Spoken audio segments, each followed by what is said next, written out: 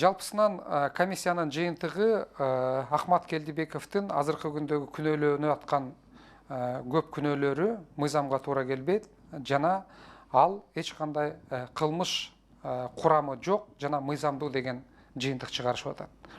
Анткени биз бардыгыбыз билебиз, буга чейин мен баягы баарын билбесем дагы жогорку кеңештеги маселелерди айтканда Москва шаарында ачкан өкүлчүлүк жогорку кеңештин уруксаты менен президент Атамбаевдин уруксаты менен ачылган өкүлчүлүк болчу. Негизги күнөөлөрдүн бири жана Ахмат Келдибековду камап атканда дагы ушул менен күнөө менен камашкан. Азыркы күндө жогорку кеңеште түзүлгөн комиссия бул жерде Ахмат Келдибековдун эч кандай күнөөсү жок. Анткени жогорку кеңештин жалпы депутаттардын жана президенттин уруксаты менен ачкан деген жыйынтыгын чыгарып атышат.